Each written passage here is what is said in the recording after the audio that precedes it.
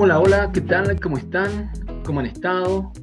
Iniciamos una nueva clase, ya la clase número 9. En realidad esta es la última clase, dando justamente las aplicaciones de las funciones de varias variables.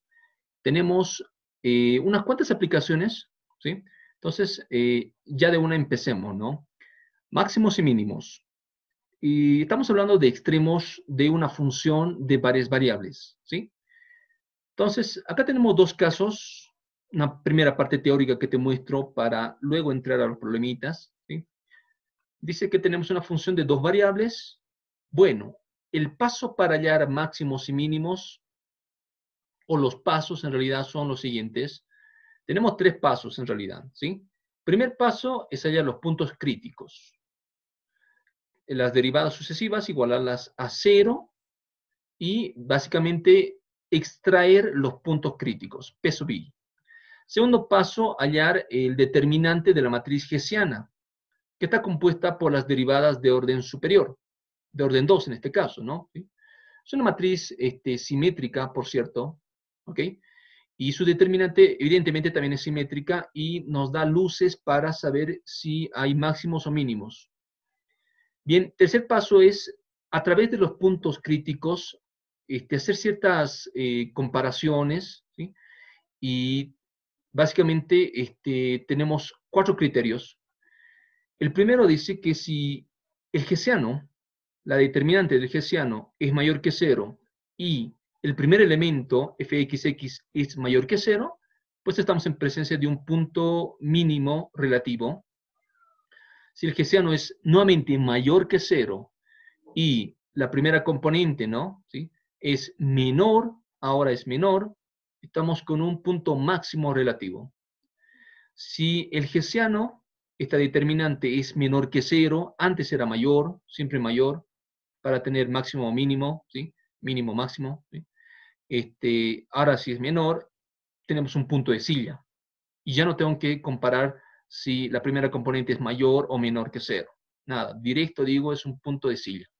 O un punto de ensilladura, digamos, ¿no? Si el hessiano es igual a cero, decimos que el criterio falla. No sabemos en realidad si tenemos ahí un punto máximo o mínimo. Bien, lo mismo pasa con una función de tres variables, ¿sí? Pero hay ciertas diferencias. El primer paso es igual, hallamos puntos críticos. El segundo paso ya es un poco más largo, puesto que hay que hallar el hessiano de la determinante 1 por 1, ¿sí? Que sería 1 por 1, esto nada más, fxx, luego 2 por 2, ¿sí? Fxx, xy, yx, yy. Pero como hay tres variables, evidentemente voy a hallar la determinante del hessiano 3 por 3. Y ahí lo ven, ¿no? Xx, xy, xz. Y ya observarán los siguientes elementos. Bueno, como tercer paso siempre hago ciertas comparaciones, ciertos criterios, tres criterios. Si todos los hessianos, ¿sí? De orden 1, de orden 2, de orden 3 son mayores que 0, tienes ahí un punto mínimo relativo. O sea, todo más, ¿no? Si en cambio, digamos, ¿no? El hessiano, el primero es negativo, el siguiente es positivo, el siguiente es negativo, ¿sí? Menos, más, menos, empezando por menos. Estás en presencia de un punto máximo relativo. Y bien, otras combinaciones que no sean estas, el criterio falla, ¿sí?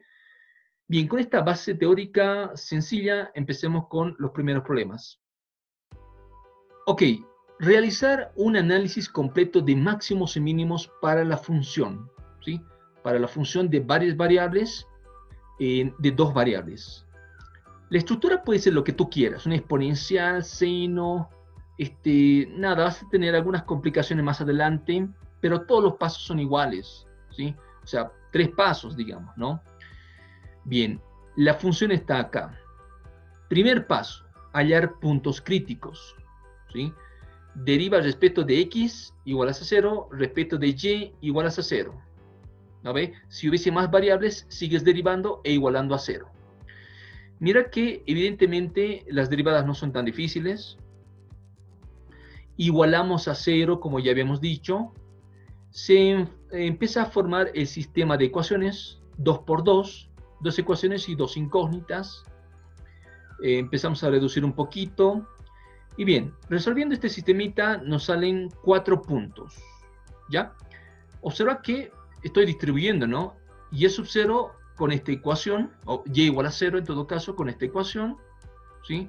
Ahí está, y igual a 0, y igual a 0. Reemplazas acá, x va a poseer dos valores, porque es cuadrática, ¿sí? Ahí están.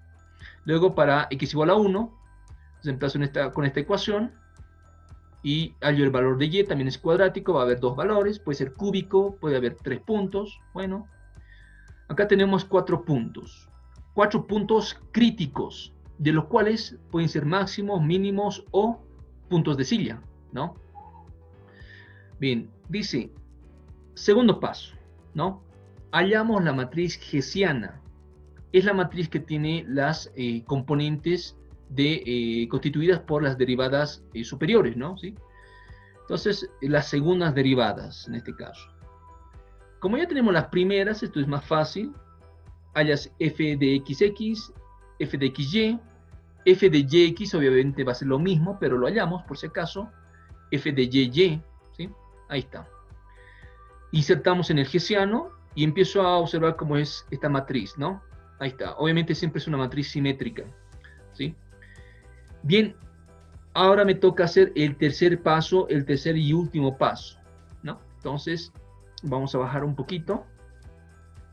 Digamos, por lo menos hasta ahí, ¿sí? Tercer y último paso. Sí, podemos recorrer un poco más. Bueno, hasta ahí, digamos. Como tengo 4 puntos, tengo que averiguar para cada punto si es máximo, mínimo o punto de silla. Empiezo con el punto número 1, que es 0, 0. Como sabemos, reemplazo en el hessiano. El hessiano sale positivo, ¿sí? Y su primera componente, f de xx, es igual, también positivo. Positivo y positivo. Entonces, hay que recordar los criterios, ¿no? Si el hessiano es positivo y su primera componente de acá, ¿no? La primera fila, primera columna, es positivo, entonces estamos en presencia de un punto mínimo. Muy bien. Ahí está, el punto 1 ha sido un mínimo. Voy con el punto número 2. Menos 5 tercios, 0. Nuevamente reemplazo en el hessiano y observo la determinante del hessiano. Me sale negativo. ¿Recuerdas, no? Si es que salía negativo, ya de plano es un punto de silla, ¿no? Si es que no salía positivo, luego hay que ver si la primera componente, ¿sí? Es positivo o negativo. Si es positivo es mínimo, si es negativo es máximo. Bien, pero si es ya el hessiano es negativo, de una es un punto de silla. Bien, vamos con los últimos puntos, punto 3 y punto 4. Entonces, bien, ahí está para finalizar, ¿no? Punto 3 es 1,4 y el punto 4 es 1,-4.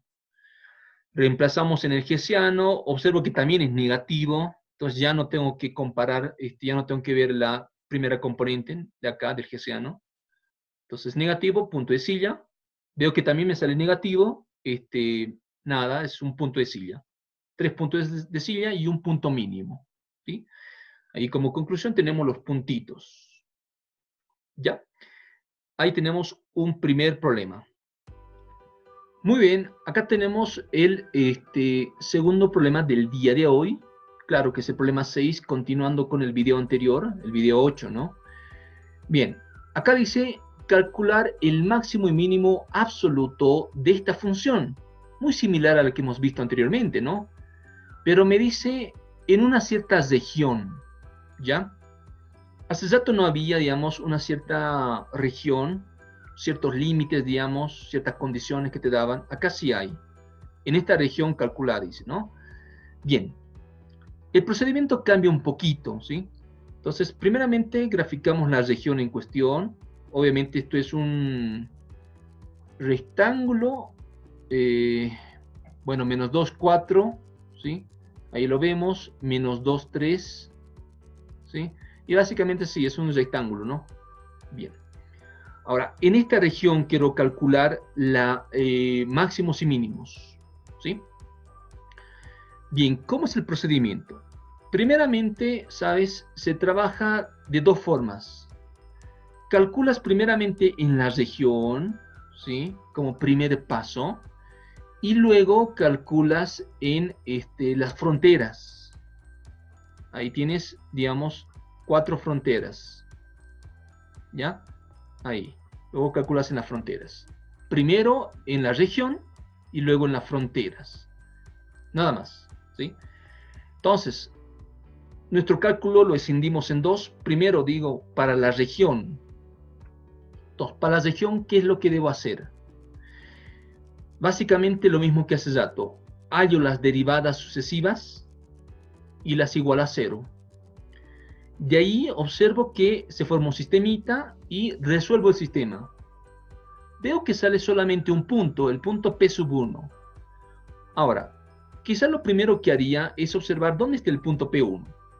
Bueno, obviamente está acá, está dentro de la región, excelente. Puede que, digamos, yo derive, dependiendo de si fuese, digamos, funciones más complejas, como exponenciales, trigonométricos, van a haber más puntos, ¿no? Entonces, puede que al hacer el trabajito, me salga, digamos, un punto que esté acá, digamos, o acá, ¿no? O incluso, ¿por qué no, digamos, en la frontera? Muy bien, ¿sí? Entonces, a ver, discutamos un poquito. Este que ya está fuera, obviamente no entra en mi análisis porque está fuera de la región en cuestión que me están pidiendo. Este tampoco, ¿sí? Listo. Acá los únicos que entrarían, ¿sí? Serían solamente 2, que evidentemente es este, y por supuesto este también que está en la frontera, 3, digamos. 3 entrarían, si hubiese más puntos acá, ¿no es cierto? Pero los demás, evidentemente, ni se te ocurra, ¿no? Seguir acarreándolos porque no están en la región, ¿no? Muy bien, ¿sí? Bien, voy a borrar todo, ¿sí? Bien, ahí está. Ya trabajé en la región. Punto 1. No sé si es máximo, si es mínimo o si es un punto de silla. Eso lo vamos a ver a continuación, ¿sí? En este caso solo me va a interesar en máximos y mínimos. Bien, trabajo en las fronteras. Tengo 4 fronteras, 4, digamos, curva 1, curva 2, curva 3, curva 4, que son rectas, ¿sí? La curva 1 es una recta, y igual a menos 2. Tú la puedes observar ahí. Ahí está, digamos, bueno, un poquito más grande. Hacemos algo re interesante. Este valorcito reemplazo en la función, con lo que me quedo con una incógnita, o con una variable en todo caso. Entonces, si yo derivo respecto de x, ya está, ¿no? Lo igual a 0, ya estoy empezando a hallar un punto crítico, ¿no? X igual a 2 y, por supuesto, y igual a menos 2. Ahí tengo un punto crítico. Evidentemente, si me saliese más puntos, yo tengo que discriminar, ¿no? ¿Cuál entra, cuál no entra? Ahora, rápidamente, el punto 2, 2, menos 2, ¿dónde está? Entonces, 2, digamos, más o menos por acá, coma menos 2. Está aquí, justamente. Perfecto. Entra en la región, ¿sí? Sí entra.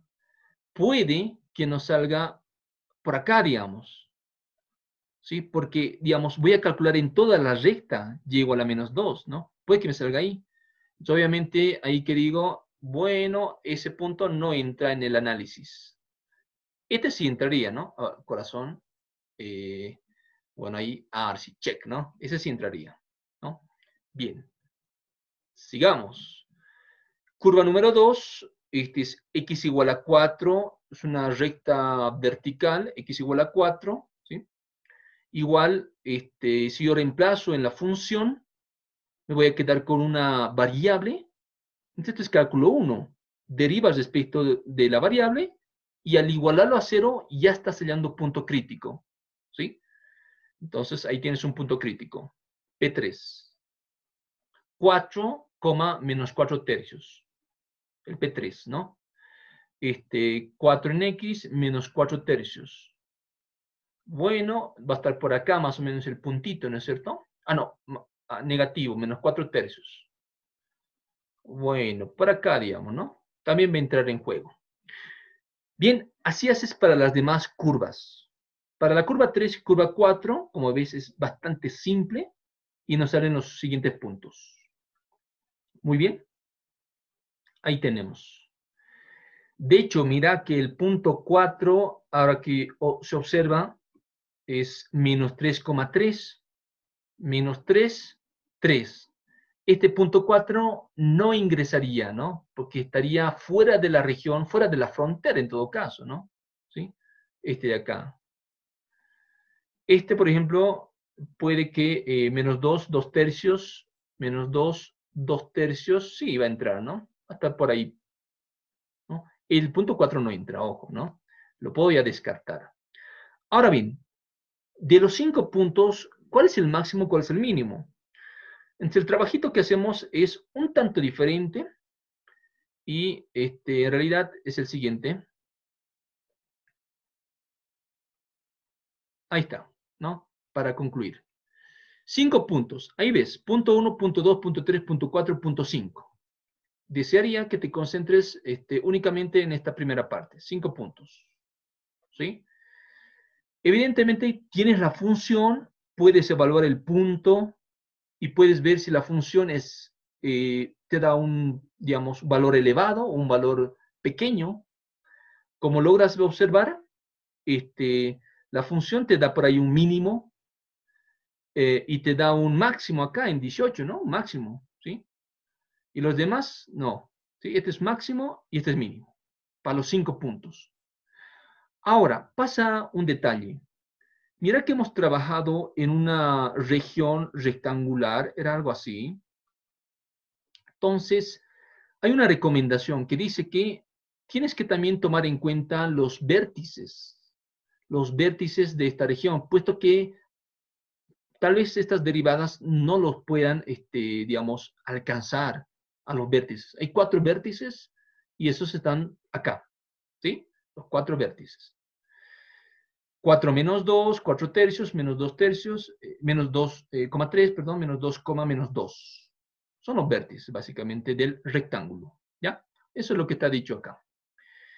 De la misma manera, los evalúas y ves qué es lo que tienes y aparece algo reinteresante, ¿no? ¿Sí? Entonces, mi análisis se extiende un poco más y considerando los vértices, veo que en realidad tengo ahí un máximo de máximos, ¿no? F igual a 67 para este vértice, 4/3. Vértice que está dentro de la región, de hecho en la frontera, ¿sí? Y hay que considerarlo. Pero nuevamente, ¿no? Las derivadas no logran captar esos vértices, digamos, ¿sí? Muchas veces. Conclusión final. Simplemente observando yo determino que tengo un mínimo en 0,0 y tengo un máximo en 4,3. ¿Sí? Máximo valor, mínimo valor. Ahí tenemos un mínimo y tenemos un máximo.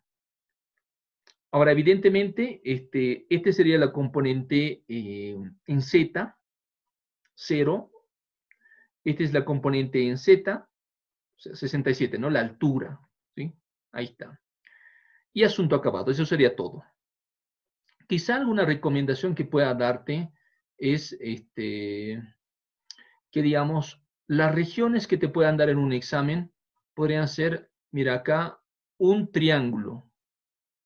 Digamos acá, encontrame, analizar, digamos, máximos y mínimos dentro del triángulo. Tú tienes que analizar en la región y luego en las 3 curvas, ¿no? 3 curvas. Y sin soslayar los vértices, sin dejar de lado los vértices, que son 3, porque las derivadas puede que no lo obtengan, puede que no lo dejen de lado esos puntos. Puede que en un examen también entre, digamos, una región de este tipo, ¿no? Un círculo, ¿sí? Igual, en el círculo queremos la región de adentro y la frontera. Bueno, aquí tienes una sola curva, ¿no? Una sola curva. Y acá tienes 3, es más difícil. Acá tienes 4, puede ser un poco más complicada. Acá tienes solo una curva, ¿ya?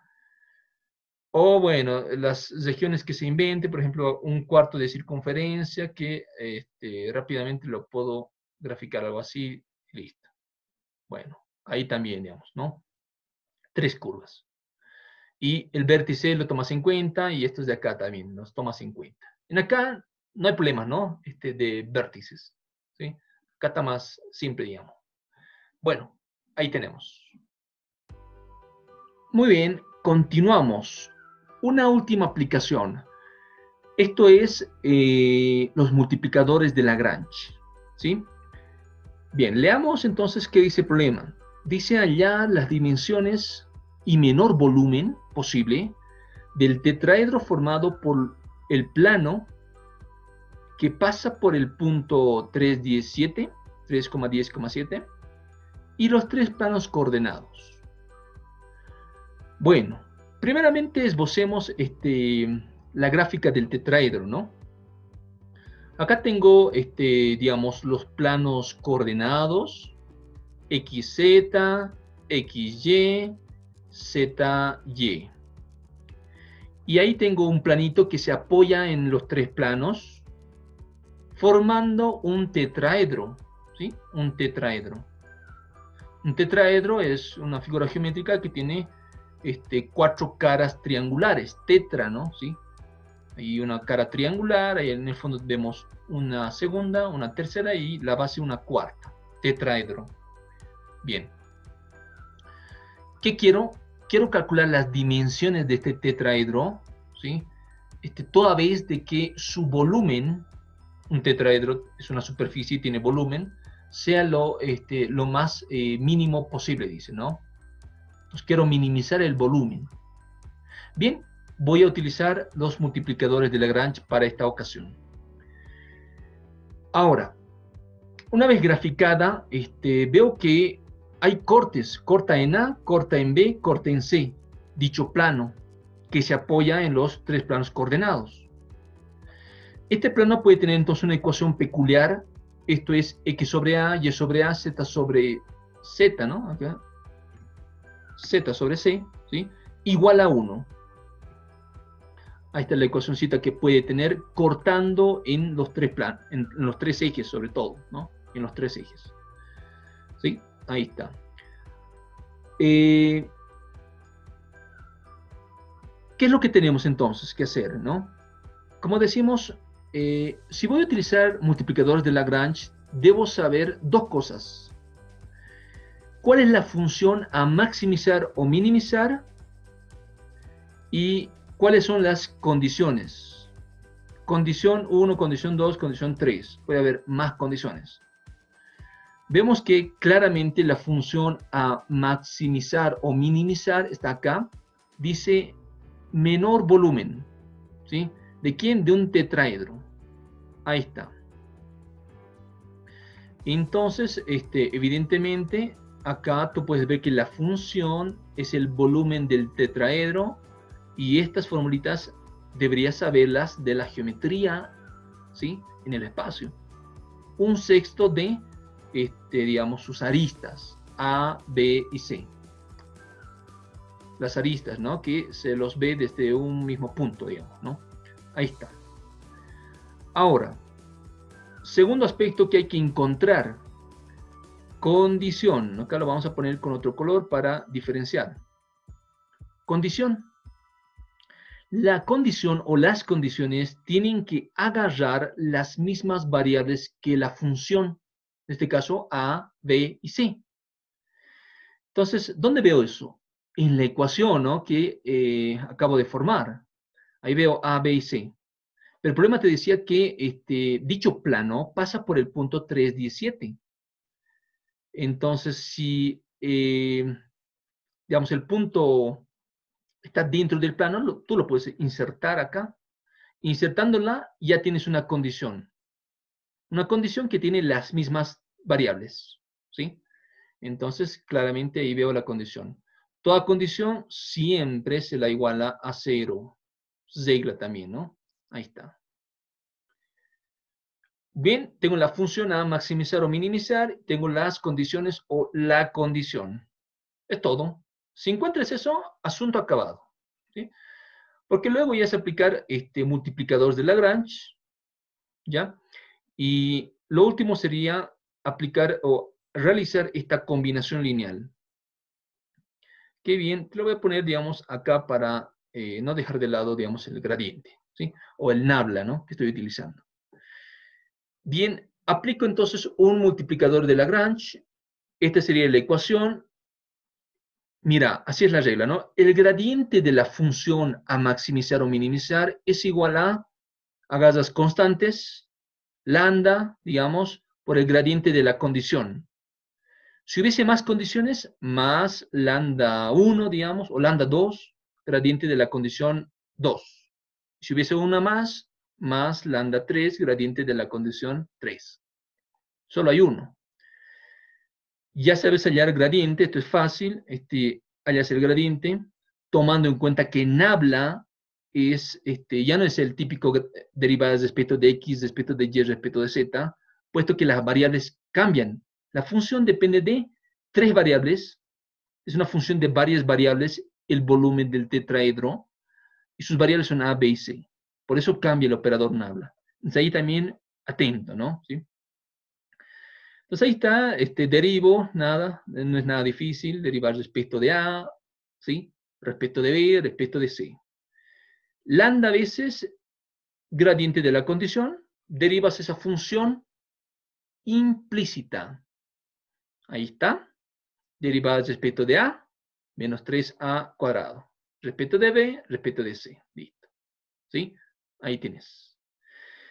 Bueno, ya lo que viene a continuación es una parte matemática, ¿sí? Matemática y, digamos, vamos a colocarlo hasta ahí, ¿sí?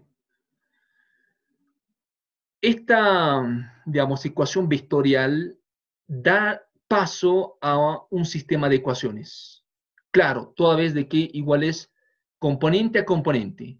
Primera con primera, segunda con segunda y tercera con tercera. Ahí tenemos 3 ecuaciones. ¿Con cuántas incógnitas? 4 incógnitas. A, B, C y lambda. Pero como tenemos una condición, ¿sí? La adjuntamos esa condición. Entonces ahí ya tengo un sistema 4x4. Mi recomendación siempre es eliminar, digamos, la incógnita que no te interesa mucho. En este caso, lambda, digamos, no interesa mucho, ¿sí? Agarro el primer sistema, y me deshago de lambda. Para ello divido las 2 primeras ecuaciones, luego divido la segunda y la tercera, y ya está. Me deshice de lambda, me quedan ecuaciones más simples. A este nuevo sistema le adjunto la condición donde no hay lambda, ¿sí? Y me quedo con una ecuación, o con un sistema 3x3. Y justamente las variables que yo necesito, las dimensiones del tetraedro, ¿no? ¿Sí? Entonces, resolver esto no es nada difícil. Ahí tienes el valor de A, B y C. Ya puedes calcular el volumen del tetraedro, ¿sí? Ese volumen mínimo, unidades cúbicas, y puedes dar también a conocer las dimensiones del tetraedro, ¿no? Sus aristas, 9, 30 y 21. Y eso sería todo. Ok, acá tenemos entonces un problema que también va a tratar de esclarecer esto que es multiplicadores de Lagrange, ¿sí? Bien, veamos. Dice, hallar la máxima y mínima distancia de la curva, ¿sí? Al origen de coordenadas, ¿ya?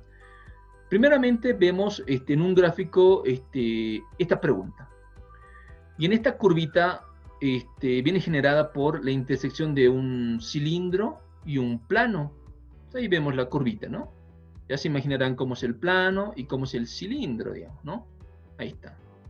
S1 intersectado S2 nos da una curva. Ahora, ¿qué queremos? Hallar la máxima y mínima distancia de la curva al origen de coordenadas. Acá está el origen de coordenadas, ¿no? X, Y y Z. Quiero hallar la mínima distancia y la máxima distancia. Como ven, necesitamos un punto que represente a la curva, ¿no? ¿Sí? Entonces, ese punto voy a calcular la distancia, en todo caso, distancia de punto a punto. Un punto es conocido, que es el origen de coordenadas, y este punto es desconocido, no sé cuánto es. Y de esa manera voy a calcular la distancia máxima o distancia mínima. ¿Sí? Bien. Ahora, como voy a utilizar este multiplicador de Lagrange, dos cosas. Funciona a maximizar, ¿sí?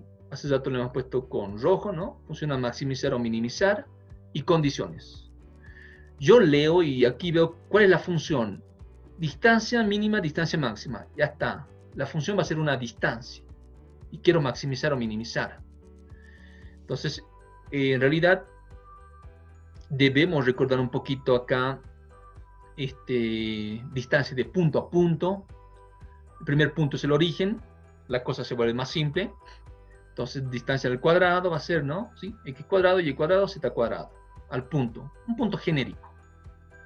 Voy a pensar en una primera instancia que voy a maximizar la función, ¿sí? Voy a maximizar. Muy bien. Ya está. Ahora, debo hallar las condiciones. ¿Dónde están las condiciones? Entonces, mira que el punto, ¿sí?, pertenece a la curva. Entonces pertenece a S1 y también pertenece a S2. Entonces ahí se entrevé dos condiciones. El punto pertenece a S1 y S2. Tranquilamente yo lo inserto, ¿no? En el plano y en el cilindro. Y ahí está. Siempre igualados a 0, puesto que son condiciones, ¿no? Ahí tienes condición 1 y condición 2. Y como te había dicho, las condiciones tienen que agarrar las mismas variables que la función, ¿sí?, que la función a maximizar o minimizar. En este caso, x0, y0, z0. Vemos que es una función de varias variables.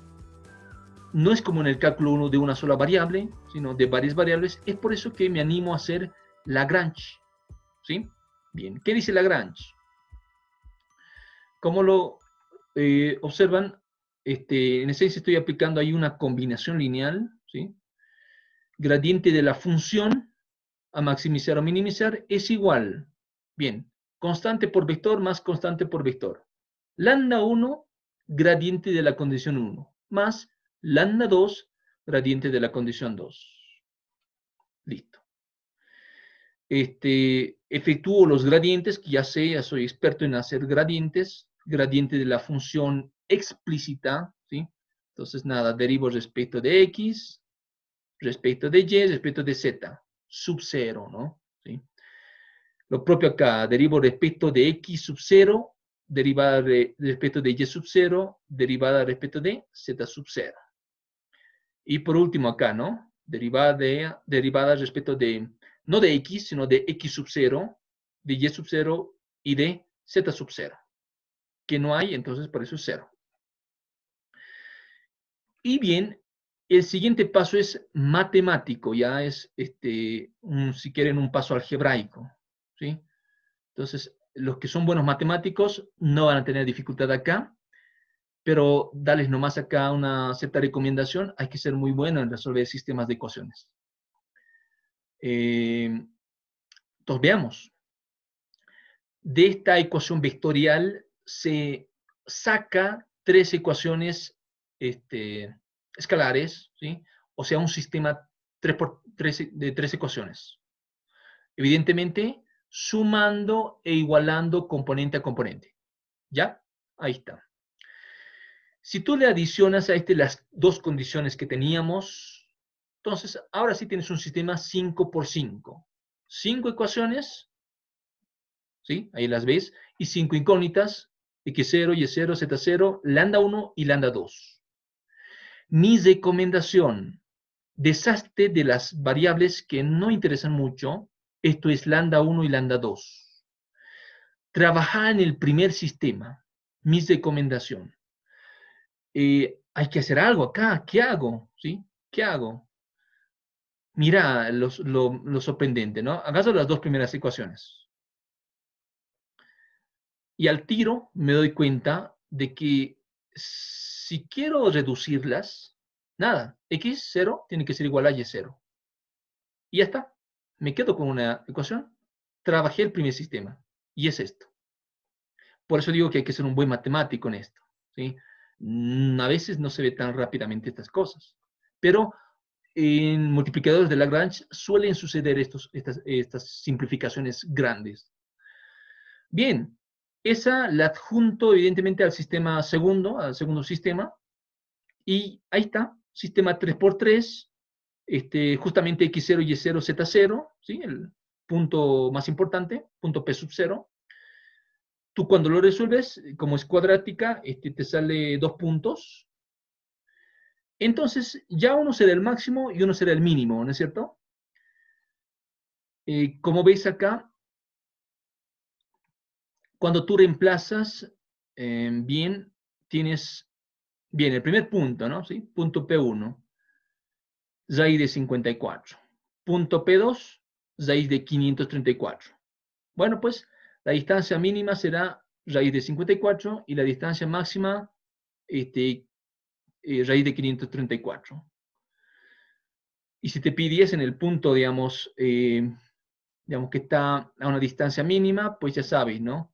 Este va a ser el punto número 1, ¿sí? Y el punto que está a una distancia máxima del origen va a ser este de acá. Muy bien. Ok, entonces, ya con esto las aplicaciones casi quedan cesadas. Acá vemos unas últimas dos, ¿sí? Para despedirnos, ¿no? ¿Sí? De este curso acelerado, digamos, de este curso introductorio a las funciones de varias variables, ¿sí? Bien, tenemos una función. Queremos hallar el valor reducido de esta expresión, ¿no? O sea, esto es derivadas parciales. Y de funciones explícitas, por cierto, digamos, ¿no? No parece ser difícil, ¿no? Pero bien, sin embargo, esta estructura es conocida, ¿ya? Claro, uno, digamos, dice, veo esto y ¿qué tengo que hacer? Derivar respecto de z, respecto de x una vez, 2 veces, ¿sí? Luego respecto de x, luego respecto de y, esta de acá. Y luego respecto de y y nuevamente respecto de y, ¿sí? Y de paso z está despejado, por lo cual esto es simple. Pero va a ser muy, pero muy largo. Ahora, mira, solamente esta sería la solución desde otro punto de vista. Vemos que hay una parte teórica que dice y habla sobre las funciones homogéneas, ¿ya? Y acá está el resumen de su teoría. Si una función es homogénea de grado n, ¿sí? Se cumple que si tú ves, ¿no?, esta estructura, x z de x más y z de y, siempre va a ser igual a n grado de homogeneidad por z, la misma función. Y de digamos, se desprende esta otra expresión, que justamente es la misma que me están pidiendo. X cuadrado z de xx más 2xy zxy más y cuadrado zyy, siempre va a ser grado de homogeneidad menos 1 por z. Z la misma función, homogénea, ¿sí? Bien, pero ahora decimos, un momento, ¿no? Yo conozco las funciones homogéneas y esta no es una función homogénea, ¿sí? Si tú logras observar, quizás sea homogénea por tramos o por partes en todo caso, más allá que por tramos, ¿no? Por ejemplo, ahí te muestro, digamos, con su signo más. ¿Esta es una función homogénea? ¿Sí o no? Por supuesto que la es de grado 2. Es de grado 2, ¿sí? Es una función homogénea. ¿Esta será una función homogénea? No. Bien, esta de acá, ¿sí? Que la vamos a poner ahí, digamos, ahí. ¿Esa de ahí será homogénea? Sí. Esa es homogénea de grado, si este era de grado 2, porque vemos los grados de los exponentes, ¿sí? Acá veo de grado 5, ¿no? ¿Sí? 3 más 2, 5. Entonces, esta va a ser de grado 5, g igual a 5. pero digamos, por separado, ¿no? Esta, bueno, obviamente va a ser de grado 1, ¿sí? Esa última va a ser de grado 1, puesto que el exponente es 1, y acá 1 con 1 se van, aquí no tiene grado, aquí nada más. Entonces, digamos, se puede separar la función z en tres funciones, z1, z2, z3. Ya sabemos que cada una de ellas es homogénea, por separado. Ahora, ¿no? Ahí te anuncio a z1, a z2 y a z3 con sus respectivos grados, ¿sí? Ahí por separado son homogéneas, ¿no? Y te demuestro algo muy importante, ¿no? ¿Sí? Como z1 es como z es z1, z2 y z3 en suma, si tú lo derivas respecto de x dos veces, pues te va a quedar esta estructura. Esto es bastante simple, digamos, ¿no? ¿Sí? O sea, genéricamente estoy haciendo. Entonces, ¿no? Se concluye de que, digamos, toda esta estructura, ¿sí? Siendo z, z1 más z2 más z3, va a ser igual a, ahí está, toda este de acá. ¿No es cierto? Y si tú lo puedes ver por separado, a lo mejor vas a ver, digamos, este es para z1, este es para z2 y este para z3. ¿Sí? Bien, como ya sabemos, no tienes que derivar nada, solamente reemplazas, porque este es homogénea, este también es homogénea y este es homogénea. n-1, z. Ahí está. Grado de homogeneidad del primerito es 1, del segundo es 5 y del tercero es 2. Y evidentemente multiplicado por z, o sea, z1, z2 y z3. La respuesta final, nada, va a ser la suma y por supuesto te va a salir esta expresión. Y pare de sufrir, digamos. Hasta ahí, ¿no? Nada más hasta ahí. No tienes que derivar mucho, otros obviamente derivan todo y salen lo mismo, ¿sí? Pero bueno, los ingenieros, los docentes saben que va a salir esto porque son funciones homogéneas, pero por separado, digamos, ¿no? Y al final puedes hacer este truquito, ¿sí? En realidad sería una maña, digamos, por ahí alguien diría una mini maña, ¿sí? Y listo, digamos. ¿Ves que por separado sí son homogéneas, digamos, ¿no? Por separado, y por separado pues reemplazo, ¿no? Reemplazo, y listo. Libro de derivar harto, ¿no? Sí, listo, ¿no? Ahí está. Cuando tienes, ojo, esta estructura en el examen, y vas a ver que entre muchos exámenes, o esta estructura, ¿ya? Para dos variables estamos viendo acá, para tres variables se puede extender un poquito más la estructura, ¿no? X, Z de X, Y, Z de Y, no sé, W más, W, Z de W, igual a NZ siempre, digamos, ¿no? Ojo, ahí. Bueno, para finalizar, acá tenemos el último problema de bueno, de estas aplicaciones que estábamos haciendo, ¿sí? Dice averiguar si la forma diferencial E es exacta, en caso de serla, hallar la ecuación escalada de la cual procede, ¿no? Bien, en palabras simples, tenemos acá una forma diferencial y queremos saber si es exacta. Y luego queremos saber de dónde viene, ¿no? De qué función vino, se diferenció y nos dio esto, ¿sí?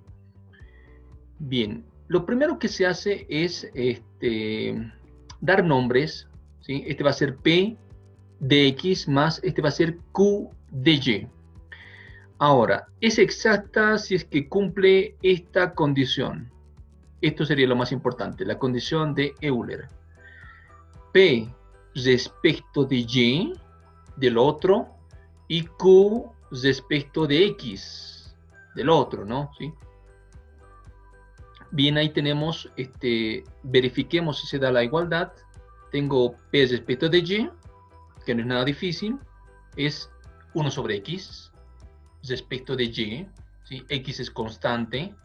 Con respecto de, en este caso, X, ¿no? Acá sería X, ¿sí?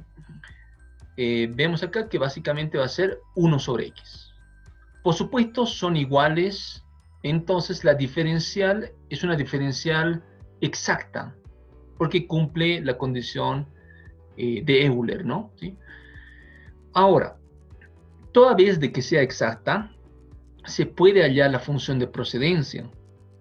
Entonces, para ello hay muchos métodos. Si acá vemos uno, digamos, relativamente simple.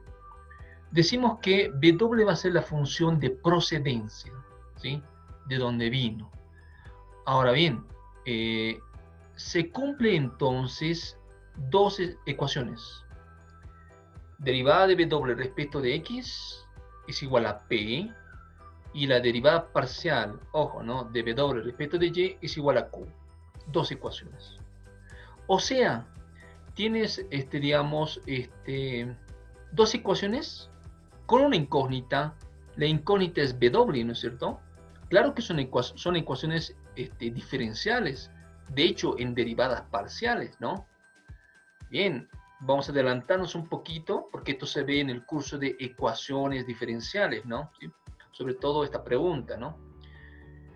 Bien, a ver, ¿cómo resolvemos estas ecuaciones diferenciales? No son tan difíciles.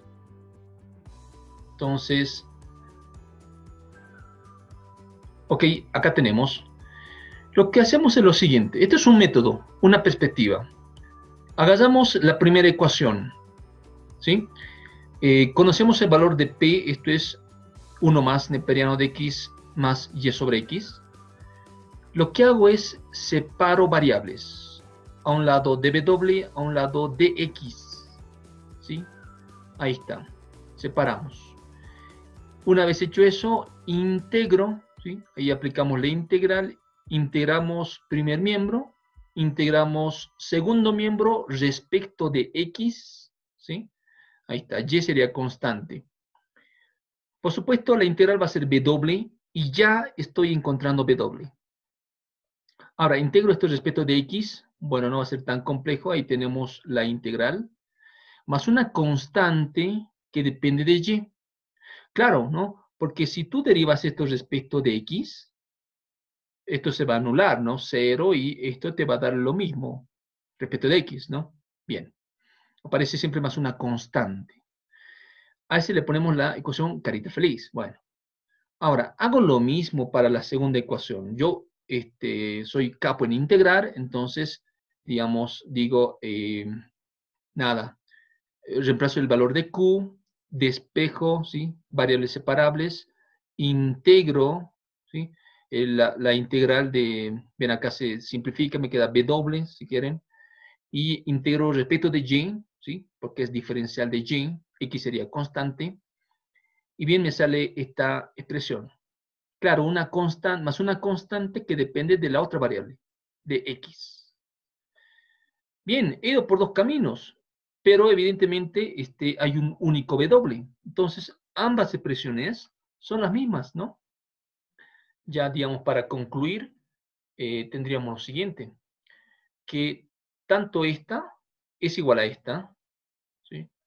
Pero no conozco phi ni conozco delta. Por simple inspección, digo, ¿no?, que en realidad la ecuación carita feliz es igual a la ecuación carita triste. Bueno, y empiezo a igualar y a ver a qué son iguales estas constantes. Bueno, claramente veo que x neperiano de x se va a igualar con delta de x, ¿sí? No puede ser otro que delta de x. Y neperiano de x, y neperiano de x. Eso vamos bien, ¿no? Y, phi de y. Por supuesto, phi de y tiene que ser y, ¿no? Y de esa manera encuentro ambas constantes, ¿no? ¿Sí? Ya conociendo, reemplazo en cualquiera de ellas y encuentro la función de procedencia. Pasa que si esta función de procedencia, tú, ¿no?, función de dos variables, tú lo diferencias, evidentemente que no te quepa la duda de que te va a salir esta diferencial, esa diferencial de ahí, ¿sí? Para ello tendrás que recordar un poquito lo que se ha visto en las primeras clases, sobre todo en la parte de diferenciales. De ahí también nacen estas ecuaciones, ¿sí? Ahí. Ok. Ahora, Bueno, te regalo un método más simple, un método más, quizá más fácil, un método que se ve también en el curso de ecuaciones diferenciales. Entonces, esto es de la siguiente manera, ¿no? Tú agarras la ecuación diferencial, obviamente siempre comprobando de que sea exacta, ¿sí? Derivadas cruzadas iguales. Lo único que haces es integrar por separado, ¿no? El primero integras respecto de x y el siguiente integras respecto de y. O sea, desde el principio, digamos, no haces nada de esto. Bueno, integral del 1 respecto de x es x, respecto de x, x neprimo de x menos x, ¿no es cierto? Ya, ahí hay una formulita que hay que saber. Integral y neprimo de x, y es constante. Este más es un más especial. Ahora ahí tenemos que estar muy atentos. Este más va a ser un más muy, pero muy especial, ¿ya? Ahora bien, integramos respecto de y. Esto ya es más fácil. Y neprimo de x más y. Bien, ¿qué dice el más? El más significa que los términos que son iguales, solo se copia uno de ellos. O sea, no se suman los términos que son iguales. Entonces, ¿dónde veo términos iguales? Evidentemente, si le ponemos un color, este y este son iguales. Entonces, solo voy a copiar en la respuesta uno de ellos. Ahí está. Bueno, evidentemente los que no son iguales se suman. Vale decir que voy a sumar y con todo esto, ¿no? Porque es totalmente distinto.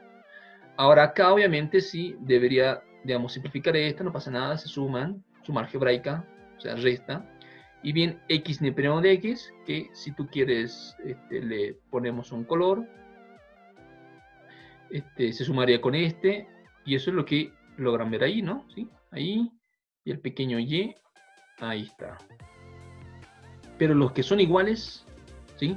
Solo se copia uno de ellos. Es lo que dice el método rápido, ¿no es cierto? Y no hacer todo esto, que en un examen nos puede venir bien, ¿no?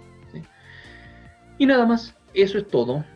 Bien, como siempre hay más problemas. Este es un curso introductorio, como hemos dicho desde un inicio, y que trata de darte, digamos, ciertas luces para que tú puedas encaminarte mejor en la universidad en la que estés pasando, ¿no?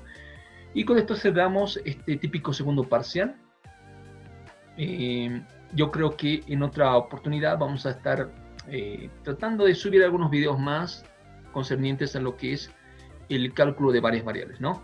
Pero conmigo sería hasta acá, ¿no? Y pues si es que se da la oportunidad, nos vemos en alguna otra ocasión, ¿no? Entonces que te vaya bien y saludos.